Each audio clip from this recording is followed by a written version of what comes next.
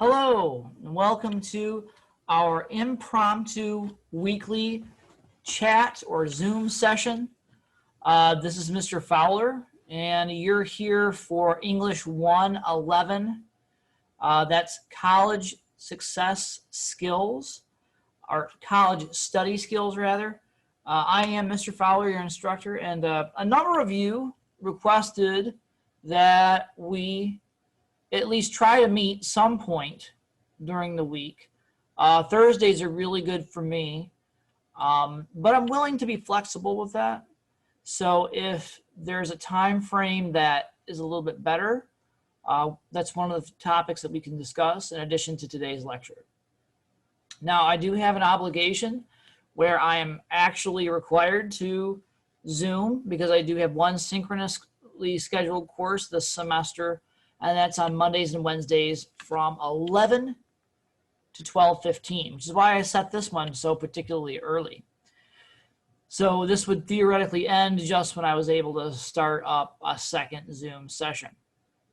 So if you'd rather meet on a Wednesday or a Monday, we can do that, but it's got to be a little bit before 11 o'clock or after noon.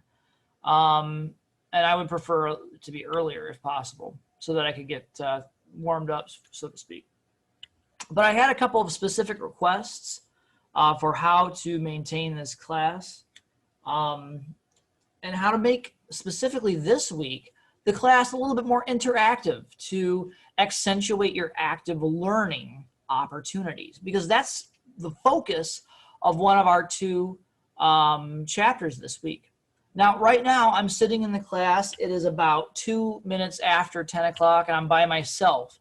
So either there might have been an error with Zoom, or I didn't get as many takers as I had suspected, but we may have students drop in for this video chat. You know, Zoom, I know this week has announced that they've been having some issues rolling out their update. So there may be some issues with an update. I had one student, Mohammed Grayab, I saw you in, I invited you, and then I don't know if you can come in. Anyway, that's, if you get back in, this will all be passed. But if you're watching this in the future and you're thinking what happened, you were in the Zoom and everything was going fine, so I don't know what the issue was. Like I said, I might find some other people as we continue to advance in today's lecture session. If nothing else, I can record and upload this video as a video lecture. So let's go ahead. I'm going to use a share screen function here on Zoom, and I'm going to drop us into our class. Whoops, that's not what I wanted. Let's try that again.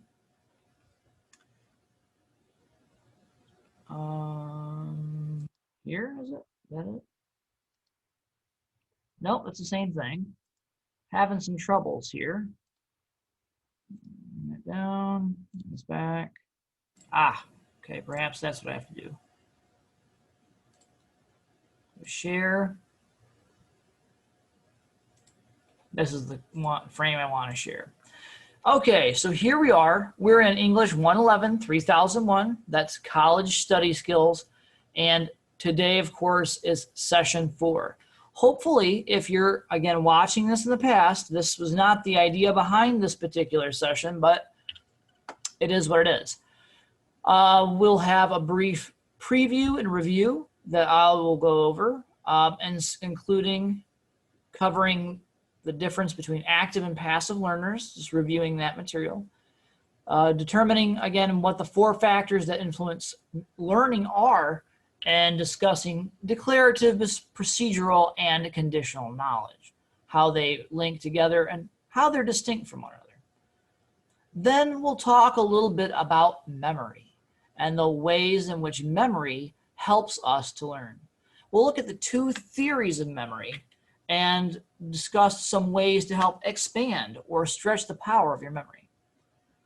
We'll talk briefly about the various types of learning styles that students adapt to, and specifically we'll talk about a system, the VAC system, which stands for visual, auditory, and kinesthetic, as a process that combines 3 of these established learning styles for an overall better sort of relation to active learning. And then, like I said, we're going to do our Q&A today. Hopefully by the time we get to the Q&A portion, we'll have somebody chiming in here. Okay, sorry, I got a test alert from Kishwaukee College. Ah, there's somebody. And then, of course, for next time, we will be reading Chapter 4 in College Success Strategies, Professors, Tasks, and You.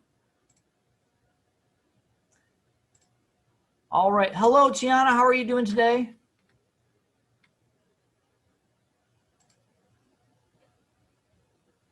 Can you hear me? Hello, Mohammed. Can you hear me? Yes. Okay. Excellent, excellent. I was just going over our stratagems for today's session. So happy that you're both here. I'm going to switch to share screen so that I can go back and cover some material from earlier in the week. Hopefully you can see me over here in the upper left-hand corner. I can see you. Let's see here. So as I was saying, I like to begin each session with a kind of review of what we've covered already in terms of the class itself. So I want to start with active and passive learning, and then the 4 factors that influence learning, as well as declarative, procedural, and conditional knowledge. Now, I might be going kind of quickly through these, but if you've got questions, like I said, we do have a Q&A session a little bit later in today's lesson. So, conditional knowledge. Let's start active versus passive learners, rather. Let's talk about that. So when we have the opportunity to learn anything, there are different ways in which we can process that information. Sometimes we process that information actively, and sometimes we're passive. So they say that no student is either 100% active or 100% passive when they're learning, but that there are some activities and perhaps even some courses, according to our author, Nist Oljelnik and Jody Patrick Holschuck, that lend themselves more to an active learning style, right? So one of the classes that's a little bit more passive in terms of its learning style would be a course like, oh, I don't know, entry-level health. So a lot of you, especially if you went to high school in the state of Illinois, you had to take a health class. Well, especially in the early versions of that health class, there wasn't much to do except absorb the information from the instructor. And that meant you had to read certain assigned passages, take notes, and listen to a lecture. So other than taking notes, a lot of what happens in a health class, especially in the beginning, can be relatively passive. You're absorbing information. But there are also aspects of a health class that are active. If you were lucky enough to be in a class that actively trained you for CPR, you had to probably practice your CPR drills on one of those anatomical torso dummies. We called ours Recessa Annie. And you would have to bring in sandwich bags to mimic the structure and function of the lungs. And then you'd actually have to perform CPR on Recessa Annie. And you could see that it was working because she obviously had a concave chest, and you could see that the bread bags would inflate depending on how many breaths you pumped into Versessa Annie. So that's an example of a class that incorporates both active learning, whether it's working with Versessa Annie or taking notes actively, or reading or rereading a passage for active learning.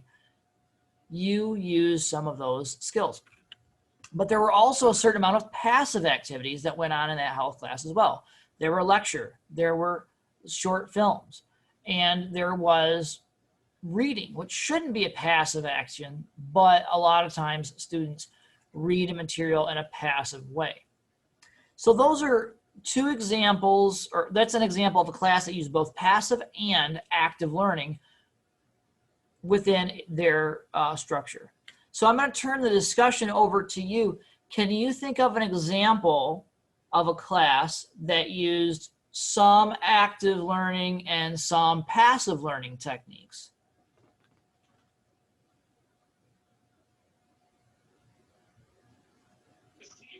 Physical education.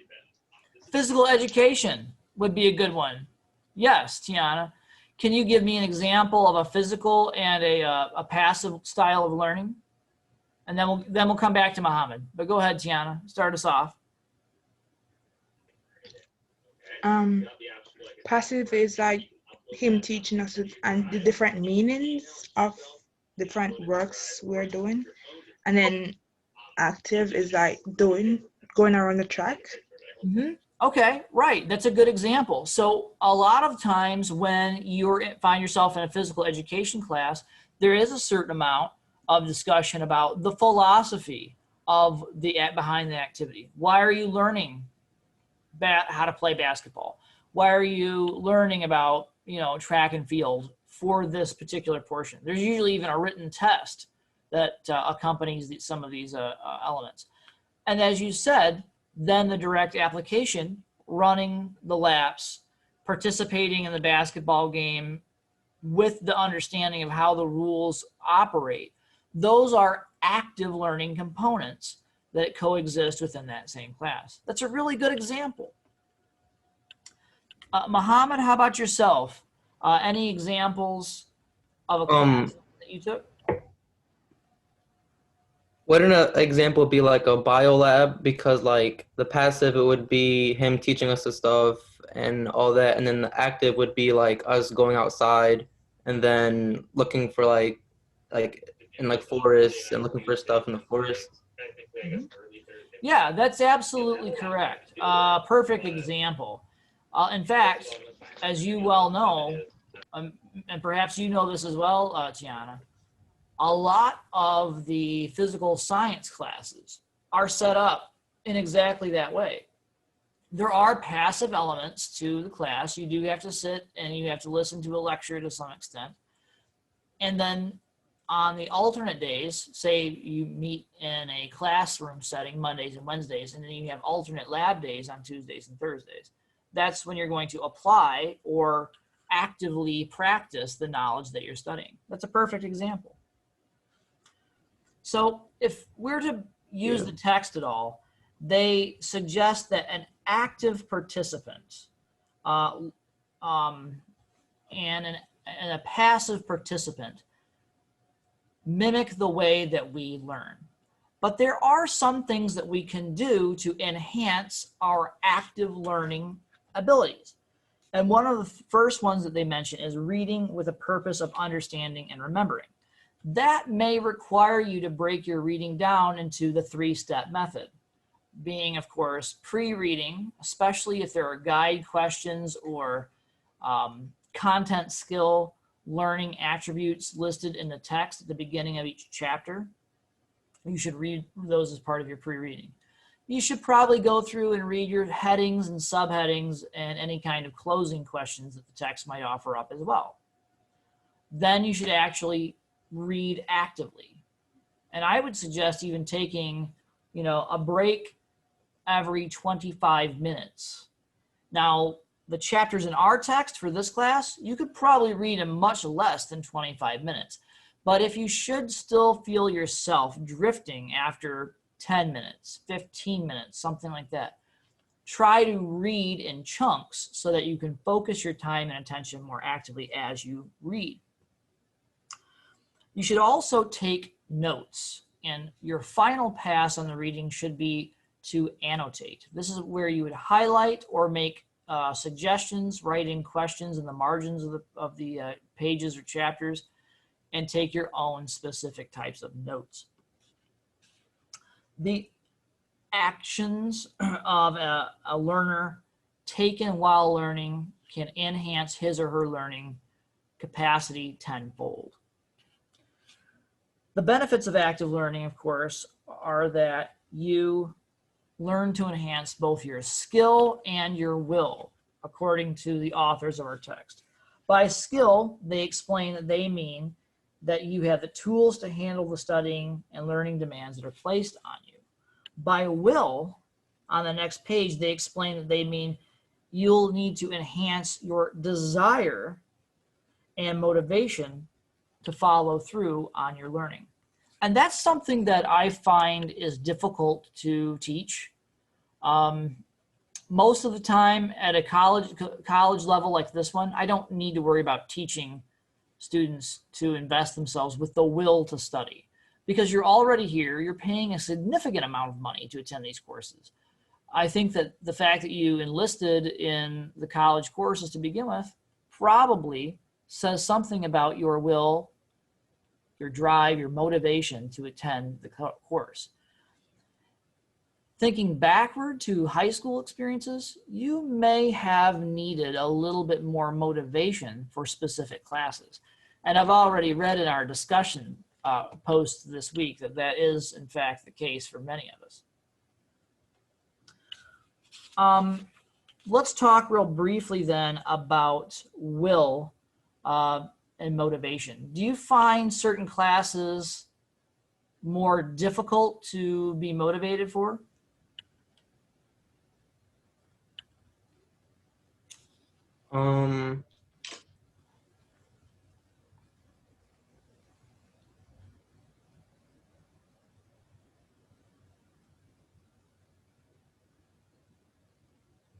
Do you find it easier to attend a class, certain classes than others, or pay attention in certain classes as opposed to others?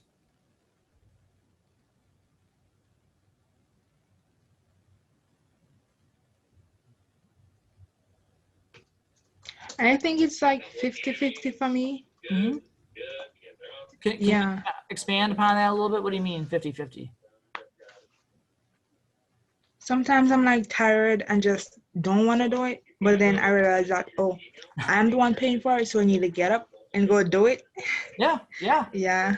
That's a big part of establishing what motivation works for you. And that's one of the key factors that influences learning, as described by the authors of our text. There are 4 of them. And the first one is your characteristics as a learner. Being aware of how you learn and what your individual characteristics are, including, your motivation, the background knowledge you bring to a specific subject, your ability to concentrate, and your beliefs about what can be learned, as opposed to the knowledge you already have possession of. Those are all factors that tie together with the characteristics of you as an individual learner. Going back to you, Muhammad, what do you think, or how do you feel? Are there times where you feel more motivated or less motivated to attend a class or to accomplish a task of some type or other?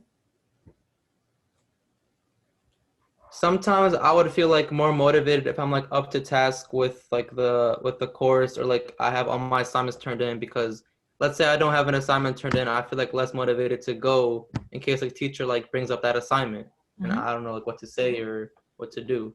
Yeah, that's great, because so many students find themselves in exactly that predicament where, and I know I experienced this once or twice during my undergrad, where something was just a little bit too difficult to complete, or my life got in the way, or an unexpected curve came down the pipe and my study time was interrupted. And despite what happened, I just wasn't prepared. So I skipped that lecture. And I kind of feel bad about that because I wasn't ready to answer those questions as effectively. And it really cheated me out of the opportunity to learn. But sometimes, as you said, it's difficult to understand how you can come away with something if you don't feel prepared. And I would offer you two veins of thought. I would say on one level, if you really feel that uncomfortable, like let's say you really didn't get to read anything, I could totally understand that perspective. I might then ask a fellow student how they took notes, or I might ask them to just discuss the context with me, or even make a special meeting or arrange a meeting with my instructor to cover that same material, and just be honest with them and say, hey, I wasn't ready that night or that day, but I have read it now and I'd like to ask you some questions about it. Most of the time, I will find instructors are more than willing to do that. The other vein of thought is read what you can or prepare as much as possible and then go anyway. And if the instructor asks you a question, you can just be honest with them and say, hey, you know what, I wanted to come to the lecture and at least contribute and think about some of the concepts I was able to read. I'm a little bit behind in the reading, to be honest with you, but I'm going to catch up. Most of the time, instructors will usually not get flabbergasted or upset or anything like that. They remember what it's like, a lot of us do, I think, to be a student. And believe it or not, we didn't all have everything finished when we were called upon. I would also just add that if you do adopt the second methodology, maybe be more overzealous in answering questions that you do know something about, so that your participation is masked in some way or other if you're not completely confident in your abilities. It's perhaps not as perfectly honest as we would like it to be, but it's still using the ability and the knowledge that you have gained to contribute to the larger discussion and ask yourself some questions and think about some of the concerns. Factor two are the tasks themselves. We'll talk a little bit more about this next week, but sometimes different tasks can be more engaging than others. The texts themselves, including this particular textbook, is another factor that influences your learning. If I were a student in this class, I would be honest with you, this text is pretty plain. There are not a lot of graphics. There aren't a lot of pictures. It's kind of a monochromatic color scheme and a lot of text that's being thrown at you. So I have to say this is perhaps one of the least engaging textbooks, sorry to say that, I'm just being honest, that I've come across in quite a while. But we have to make the best of the situation that we're handed. And then, of course, the last factor that influences learning are the learning strategies that you apply. And as it says, and I'm going to read verbatim from the text here, it's important to realize the strategies that should be chosen based on your characteristics as a learner, the tasks you do, and the text used. Thus, a large portion of this text is devoted to learning strategies. And that is a nice way to think about how we should transition into today's lecture points. So I'm just going to share my screen one more time here. And now that we've kind of discussed active as opposed to passive learners, the factors that influence learning, we can get into today's session: declarative, procedural, and conditional knowledge. And then we'll talk about memory. Okay, so let's start with declarative knowledge. What does it mean to declare something? Let's just start there.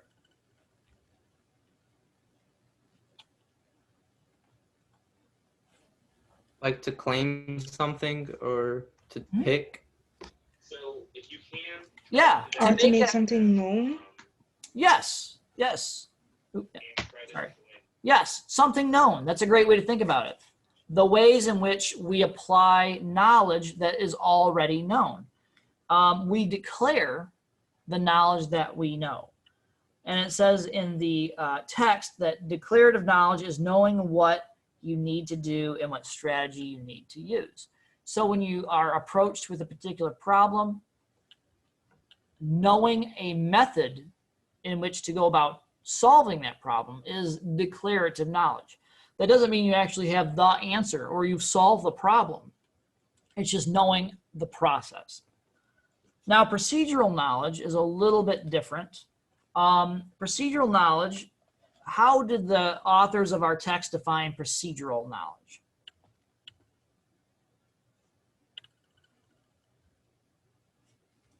It's the next step, and right? What's procedural knowledge then?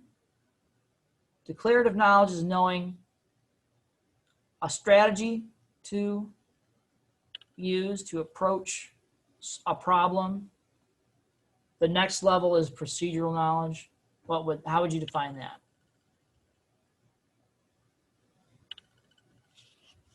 Like to do a task or a skill. Mm-hmm. Actually knowing how. You're right, exactly. So knowing how to approach a problem is declarative. Procedural is the actual process of doing it, the performance, knowing how to solve the problem. Now, conditional knowledge is a little bit more broad, but it's the knowledge that you use in terms of knowing when and why to use that knowledge in that certain circumstance. Okay. Using the example of a history class, the authors of our text explain that you would know that you'd have to use text preparation approaches that lead to synthesis, since that's what the task requires. So if you're trying to combine all of these disparate pieces of information into one cohesive thought process, that's what's known as conditional knowledge. You know when and how to use it. So in sum, declarative knowledge is knowing that you have to have an approach. Systemic knowledge is knowing how to actually do it. And declarative knowledge is actually knowing when and why to use that specific strategy. Now, when we look at today's piece, I'm going to share this with you. Let me see here. Today's chapter, which is about how you learn, really emphasizes some of the ways that you can use memory, which is one of the most important tools to enhance your learning style. So let's watch this real quickly. So here we go. We have an example of how it is that you learn. And specifically, we're going to cover the role of memory in the learning process, discuss ways that we might stretch or improve our memory ability, and look at one system, one popular method of incorporating all of your senses in order to facilitate active learning. So first of all, we've got two theories of memory to discuss. The parts theory over here on the left-hand side, and then the levels of processing theory. One thing to note right away is that they're both relatively similar. It's just that the terminology that they use is a bit different. Okay, let's start with a parts theory. The parts theory suggests that there are two parts to your memory and how your memory system works. Now, in the text, they make an example by describing a memory store, right? There are items that you can pick up by the register that are just, impulse buys, and those are more akin to your short-term memory, meaning that your short-term memory has a limited capacity. There's also, though, in the memory store, a storage room where more intricate or detailed versions of the items that you're looking for exist. And that's your long-term memory. Now, according to most theories, the long-term memory is unlimited. which means you can add to it vis-a-vis a rehearsal. They take this example and they say that specifically you could write, repeat, listen to lectures or discussions about the content that you're trying to memorize, or simply discuss that material in more detail. Another good visual way to think about it is to imagine an elephant. Elephants, of course, are known for their memory. But if you think about an elephant, and especially where it lives in the veldt, the velds of Africa, there are a lot of very lush grasslands in that area. So if you can imagine an elephant tromping its way through the grasslands, if it finds a path to water that it takes more frequently, it will remember that path, and it will it'll trod that same path over and over again until it sort of stamps down the grass. Well, that's a way in which your long-term memory works. The more frequently you revisit a topic, the more your synapses fire in your brain. And that actually does create a physical change in the construct of our brains. When we see the brain used as an example, either post-mortem or just as a study tool or technique, we actually see all these little wrinkles inside of the brain. And every time you commit something to your long-term memory, you make a new wrinkle or you fire a new neuron off in your brain. Now, to return to this concept of the elephant for just a moment. The elephant will experiment with all sorts of different paths to get to the water. But some of those paths will be too tedious or too long, or they just won't work, or they're just a shortcut. So that path gets trod a lot less, and the consequence is that it doesn't embed itself very deeply in our brains. That's an example of how short-term memory works. You only need to fire that neuron to that message for a short period of time because it's not absolutely necessary. Your brain is very good at deciphering most of the time what must be remembered and what is only necessary for a short period of time. The rest, as we saw, is repetition and practice with learning.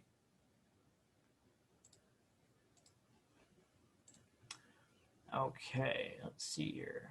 Current slide. So the levels of processing theory works in much the same way.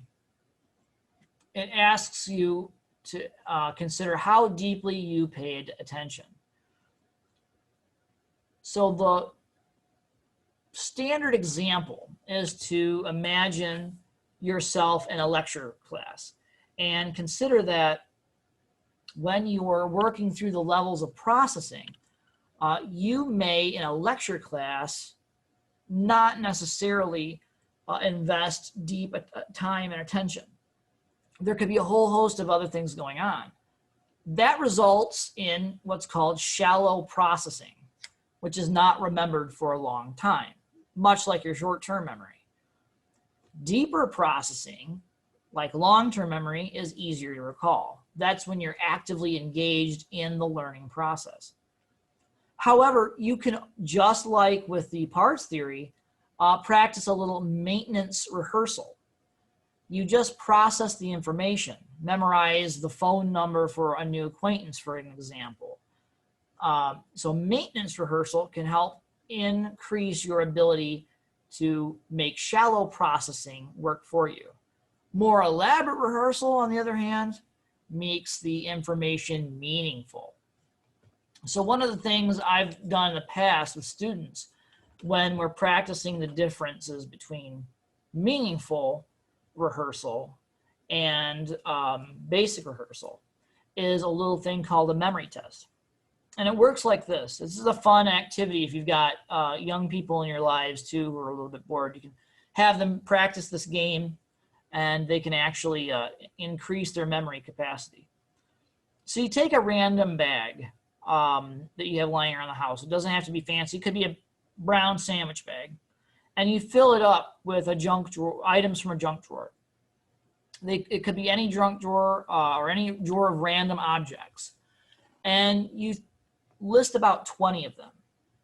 And you dump this bag out on a surface so that the people can see. And I used to do this with students all the time.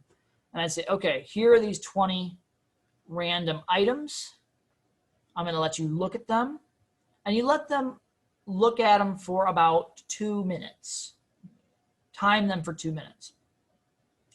Then you gather them all up in a bag and you hand them a piece of paper and ask them to pull out a pencil or pen or something like that and to write down as many of the items as they can recall. They probably would only come up with between 7 and 9 objects. Most of the time, it's much less than that. For step 2, you ask them to put their pens or pencils down, and then you show them the items again, this time for 3 minutes, and ask them to write down a second list. They're usually much better on the second time, which means with rehearsal, they can enhance their recall almost immediately. The third step is encouraged rehearsal, in which they take the items and they write a story about the items. It could be completely a nonsensical story. And then they rehearse those items and they read the story out loud. And then once the story and all the giggles have been put in place, they take the test one more time. They remember the items, or they try to remember the items that were included in the list. And most of the time, the recall improves exponentially. They'll get 18, typically, if not all 20 of the items. So this is a good little game that you can play, or it's a good little way to practice increasing or enhancing your own memory through planned rehearsal. Okay, let's see here. Now, there are various ways to stretch your memory, and we've already talked about a couple of them, rehearsal being one. But there are several other options that you can use to stretch your memory. The first is an acronym, which means you just take the first letter of each word that you're trying to remember in a particular group of items and combine them into some sort of mnemonic or easily memorable device. Here's an example I frequently use in English. What are the 7 coordinating conjunctions? Words that you use to join together 2 independent clauses. Well, the answer is fanboys. And as you can see, we have a whole host of little superheroes over here. Spider-Man, Captain America, Batman, Iron Man, Superman. But more important, we've assigned the acronym fanboys to a specific example. For, and, nor, but, or, yet, and so. So you can stretch your memory using mnemonic devices such as acronyms to enhance your learning. You can also use imagery, okay? Images are often personal and private ways for you to remember concrete concepts. So, for example, if you're talking about freedom or justice, you might want to use something other than an image to help stretch your memory. But if you're trying to remember something like school, we have an example here, right? When you think of the word school, we probably all just remembered an image of either a physical building or a classroom or a teacher or something associated with that word. But they're all unique to us as learners. and assigning a memory to a concept can be a great way to enhance your recall. The last, and this is kind of an ancient way of enhancing memory, is called method of Loki, or currently it's referred to as the memory palace. Now, in this theory, you're simply asked to think about a familiar place and assign some meaning to things within that place that match a place or time.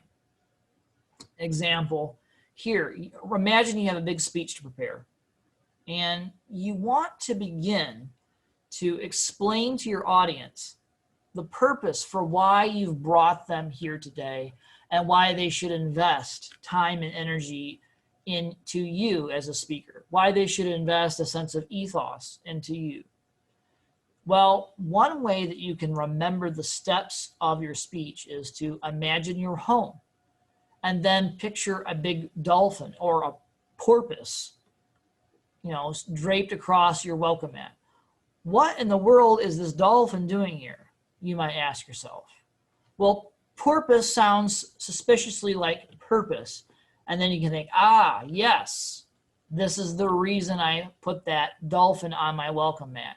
I have to begin by explaining my purpose in explaining what the task at hand really is. Now, each of these learning techniques can be matched up with the way in which you learn. And the ways in which we all learn are different one to the other. A educational instructor and philosopher named Howard Gardner developed a theory of learning in 1983 in which he identified several distinct learning styles. And he said this is important because all students learn differently. So being able to calculate what your preferred learning style is can help not only instructors, but it can also help teachers explain to students the ways that they best learn, okay? And he identified about 8 different styles of learning: logical and mathematical, verbal or linguistic, auditory, spatial, kinesthetic, meaning movement-based, naturalist, meaning somebody who learns well and excels in an outdoors space, interpersonal intelligence, which means you're better at reading people and situations, interpersonal, which means you're a bit better at interpreting situations from your perspective and commenting on them. So one of the things that has evolved out of Gardner's discussion is that students and teachers have been successful in combining 3 of these types of learning styles together: visual, auditory, and kinesthetic learning styles, or as it's referred to here, the VAC system. If you imagine yourself in a standard lecture class, you can see that you could employ VAC very quickly and very easily. In fact, you probably have already used VAC many times throughout your college career or even in your high school career. So visually, the instructor might include a video or notes on a board.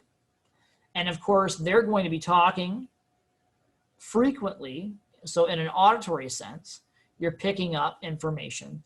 And then you should also make sure that you are taking active notes, which means, yes, you should copy the notes from the board, but you should ask yourself questions in the margin of those notes and make little symbols or even highlight the notes in review when you're going over the notes post-class.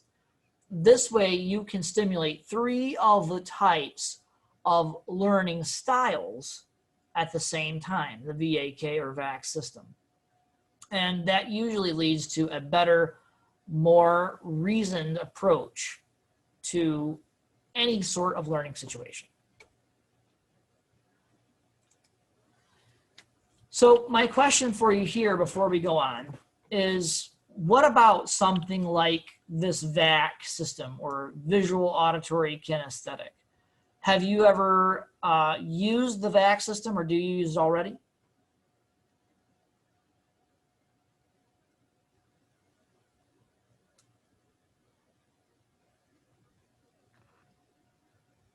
Maybe. Okay. Can you think of an example?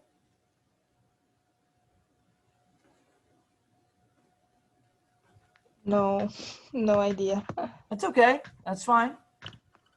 Mohammed or Trevion, any ideas that you want to share? Have you ever used the VAC system, where you have a visual, auditory, and kinesthetic experience?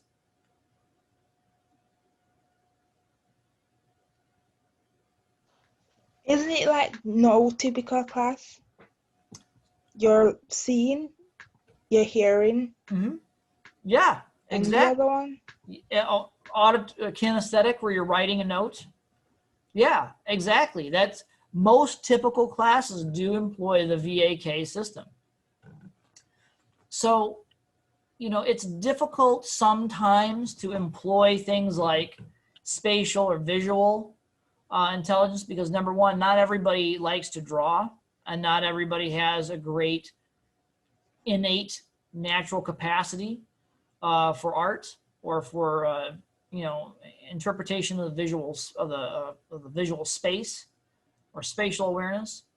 But one way you can enhance your note taking or kinesthetic ability is to make a shape or draw pictures, arrows or exclamation points when you experience an interesting point, or write down, create elaborate question marks. You could even make a silly, nonsensical drawing but if it makes sense to you, and you're able to use that in your recall, you're able to access that information more readily. Obviously, the most difficult methods to use would be, I think, applying naturalistic and kinesthetic ideas outside of taking notes, or making spatial drawings within your notes or something like that, or the margins of your text to draw attention to themselves. This is really difficult stuff to incorporate, and a lot of instructors struggle with how to do that. But there have been ways and methods to do that very thing. And I'm just curious, has anybody ever had an instructor or a learning scenario where they were able to use, let's just start with kinesthetic, where they're able to use a kinesthetic movement or game-based scenario to learn something? Yeah, we did like Kahoot, a game that we play on the computer. Okay, right. Kahoot. Can you describe that for us a little bit? So the teacher would put questions on a website, and then we would play and try to find the answer. And anyone who wins get a candy. Oh, So very cool.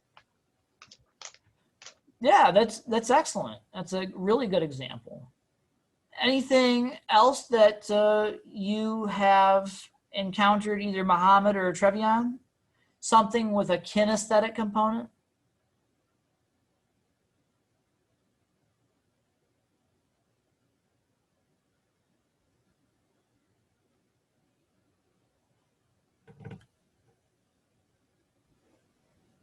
I was gonna say the Kahoot too, but I can't really Yes. think of anything else other than that.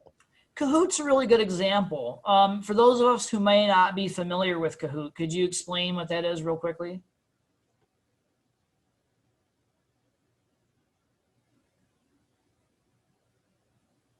It's basically where like the teacher has like questions on like an app, and then she gives like a code to join that game, and the whole class joins that game, and then the whole class joins that game, and then a question pops up like every like 5 seconds, and whoever answers it first, and if they're right, they get like a point, and then most points at the end like wins. Yeah, it's quite a hoot. Cahoot's a hoot. If you've ever played it, I really, or if you've never played it, I hope you get a chance to use Kahoot within your classrooms at some point. It's a lot of fun. And it's more engaging, I think, than just a standard question answer session can be.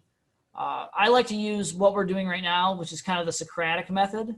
And, you know, there are benefits to the Socratic method where you ask people to answer and then ask them to elaborate on why their answer is effective.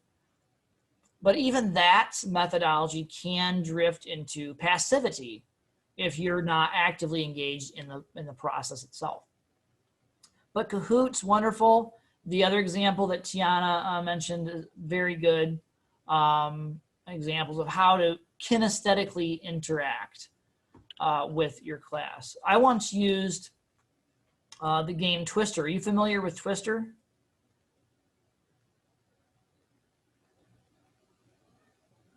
It's like you spin a board and there's a hand or a foot and there's a color pattern assigned to this big. Yeah. Yeah, okay.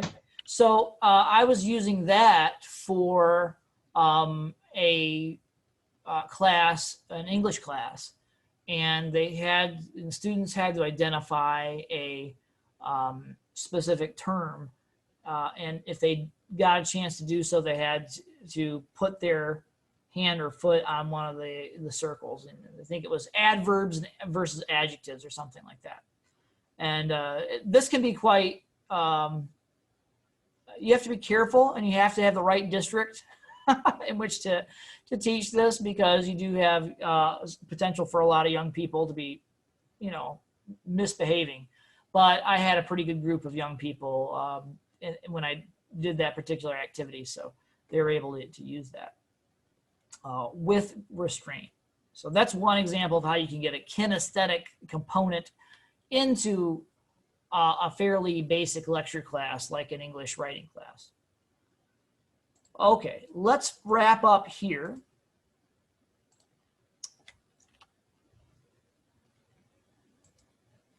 Oh, I need to admit someone. Okay, so stretch that memory. As part of our review process, we've got some follow-up questions for you. What role does a memory play in learning? And I'm opening that up to anybody who wants to participate. What role does memory play in learning? It's an important role, because if you don't have memory, you don't really have anything. So it's important. So yeah, you know, we all, that's a good way to explain it. I think that's well put, Tiana. We all have a certain capacity for memory, and not everyone is created equal when it comes to their ability to memorize things. But the good thing is that most theories suggest that memory is infinite and can be improved with a degree of rehearsal, can be accentuated with practice. Okay, let me go back here just for a moment. How do the two major theories differ? How do the two major theories of memory differ?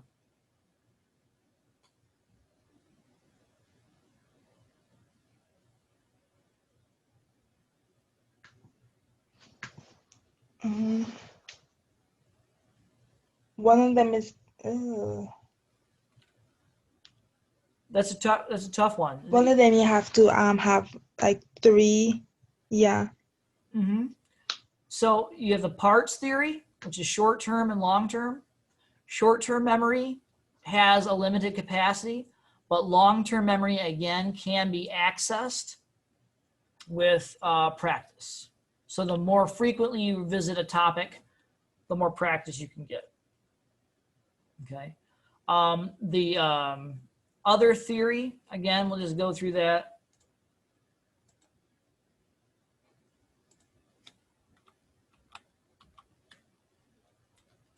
The other theory is the systemic of parts theory, okay?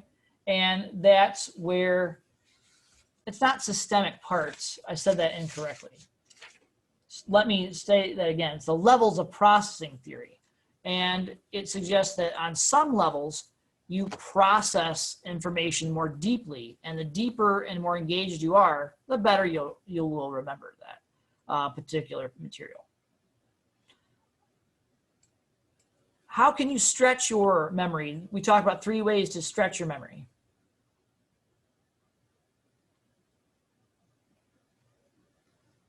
Remember we talked Yeah, about, kinesthetic, is that one? that's one of the styles of learning. Oh, no. Yeah. So you can stretch your memory with mnemonic devices. You can use imagery, or you can use that memory palace, the loci memory technique. And then, of course, I'm going to bounce right back to you, Tiana. What you said, you gave us kinesthetic as one of the types of learning or types of ways. What are the other 2 formats that you can use to enhance kinesthetic learning? The V and the K, the V and the A. Or Shrevian, if you know, you can join in too. Visual. Mm-hmm. Wait, what? And hearing. Yeah. What did you say? I didn't hear you. My bad. Oh, what were the V and the A in the VAC system? And Tiana gave us visual, and then hearing, we called that, what was the A? Remember? Auditory. Yep, auditory. And Is then it we have, auditory? yep, and we visual and auditory, and then we have kinesthetic. So we have, Okay. yep, VAK, we have all 3 of those. So those are the main points for chapter 3. Mm-hmm. Okay. How often we gonna be doing Zoom? Cause I kind of came on late today. I wasn't expecting it. That's okay. So one of the things that I sent out earlier this week, sorry, my microphone cut out there. One of the things that I was talking about earlier this week is that Zoom is not going to be mandatory for this class. It's optional, because I had a whole host of students talking about how we could enhance the active learning components of an online class like this one. And many students said, I would like there to be a Zoom meeting, or I would like there to be some notes, some PowerPoint notes with the Zoom meeting. So that's what I attempted to create here for today's session. Does this time and this day work for you? I had some people request. Yes. The time doesn't work. The time doesn't. Okay. What's a better time, do you think?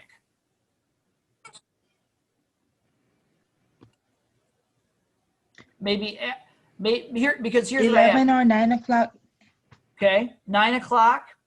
That could work. I have a commitment on Mondays and Wednesdays where I'm tied up from. I'm doing another Zoom for a different class, and that goes from 11 to 12:15 every Monday and Wednesday. So Tuesdays and Thursdays are open for me, but I can certainly offer an earlier or later times frame. Okay. The days are good, but just the time, because I have a class every day at 10 o'clock. Oh, you have a class at 10 o'clock. 10 to 11. Oh my gosh, did you have to miss that class today? Yeah. Oh, I wish you would. Okay, well, I'm sorry about that. But like I said in the announcements, it was this. No, Yeah. Go ahead. it was fine because I needed to manage my time Okay. with classes. Mm-hmm. Yeah, I've been kind of struggling with that lately, though. Yeah. Trying to set a base schedule, but I'm gonna get into it. Mm-hmm. Well, that's good to know. Because I got math. I got math Monday through Wednesday from 9 to 10. Mm. And then every day after that, I don't got nothing. So none of my classes really require attendance, so I gotta like set it up myself, and that's a adjustment for me. So So what I will do is I will continue to have little sessions like this, probably on Tuesdays and Thursdays, but I'll make them optional. So if you can make it, wonderful. And if you can't, something gets in the way, it's no big deal, because I'll always record them. And that way, Okay. if you Yes. miss So them, can you post them? yeah, and you can go back and you can see these posted right there in the class. So I can do that for sure. have they said anything about allowing us like in class? That's a great question. There are some courses right now, even at the college, that meet in limited capacity. Especially, we're focusing right now on courses that have lab-based components. So if you're in a course that has a lab in addition to a lecture, there are certain lab classes that are meeting in limited numbers. But for right now, most of the lecture classes like this one are going to be online, probably for the rest of the semester. That's the scheme, Okay. the plan that we use to approach the semester. I don't know about the spring yet, though. Okay. Anyways, welcome guys. Hope you're doing well. All right. Well, yeah, that's fine though. Just like if I'm available, I'll join That'd be because I wonderful. learn better. Like, Yes. Okay, very good. Any other questions that I can answer for either of you before we dismiss for today? what we got the it's a narrative coming up that we gotta write. Yeah. I was going to talk a little bit about that starting next week, because I wanted to get through these chapters that are focused on students, how they learn and their particular learning styles, so that now we can really talk about what our strengths and weaknesses as students really are, or how we perceive they are. Let's do a 1 to 3. How you doing today? Right. Okay. 1 to 3. How you doing? So I'll talk about that in depth next week. Okay. In your classes, the only thing we have to do is the discussion questions, and then that's it. There are some quizzes. There will be 8 weekly quizzes. We already took our first one last week. And then we don't have Oh, I one think this. I missed it. It's still up there, and you can still take it. I had a number of students who were having trouble getting the book. So that's Okay. I do not have the book. okay. Yeah, try to get a hold of the book as soon as you can. It's this one right here, College Success Strategies. It's available in the bookstore there at Kish. But you may need to call to make an appointment, since we're past the first week now. Make sure there's a bookstore representative there to talk to you so you can secure a copy. Great questions. Any other questions? I have another question. Yeah, sure. Yes. In college, do we really need our books? That is a good question. I would say that if you ever have doubts, to do exactly what you're doing right now, ask your instructor. But typically, I would say it's usually a good idea to get the book. Yes. Okay. Is this class going to is the end of the year exam going to be based on what the book says? Based on what's in the book? Mm-hmm. It will be based on some questions that incorporate content from the book. And more importantly, the midterm will be heavily based on questions from the text. So you're going to want to have it at least for the midterm exam. Okay. Okay. So like, can you give me some like advice to like, because this adjustment period for everybody, I'm not really trying to like fall behind because I ain't did this before. So like, can you give me some advice like scheduling wise?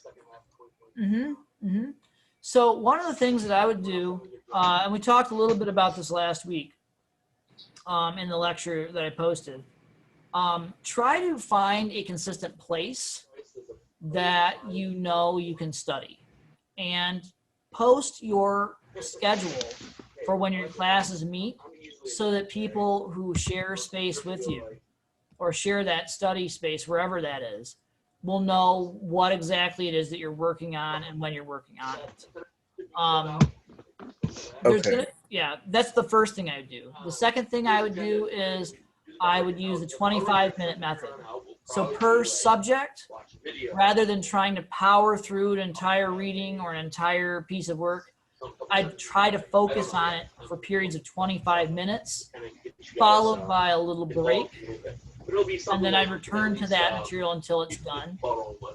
And of course, when you're grouping what material to study or work on, start with the hardest or most difficult subject, and then work your way down to the easiest. Okay. That sounds good. Okay. And of course, we'll study more tips. All right, that's really it for me. All right. Okay. Thank you, Mr. Fowler. You're very welcome. Okay, I have one more question, just one more. Sure, go ahead. For the summer, I had summer college class. Mhm. So when I was supposed to get my book, I didn't get it, and I had to pay for. In my tuition, the books are already paid for. So do I need to pay for books again? That is a good question. That's a little bit outside of my wheelhouse, because I'm not sure exactly what Kish's strategy is for that. I would guess that if you have some type of scholarship or that you already paid for your texts for a semester, Yes. that it's probably already taken care of. But I don't want to give you a hard yes or no, because I'm not. That's something I just don't know that much about. I would actually reach out to your admissions representative, so admissions@kish.edu, and see if anybody from that area could answer your questions. I'm sorry, I wish I had more information for you. It's different for each student, for one thing, and for another, I don't know what Kish's policy is exactly. Okay. Thank you. Yeah, I wish I had a Have a good better piece of Bye. information for you. Yeah. We will talk some more next time. And that goes for the rest of you as well. I was hoping that this would be helpful and insightful for you all based on some of the topics and suggestions I was reading about in our weekly discussion thread. So I hope this meets some of your needs. And for next week, if a time between 9 and 10 works out better for you on Tuesdays and Thursdays, perfect. If it doesn't, you can always do what you're doing right now. Watch this lecture and then follow up with questions vis-a-vis email. All right.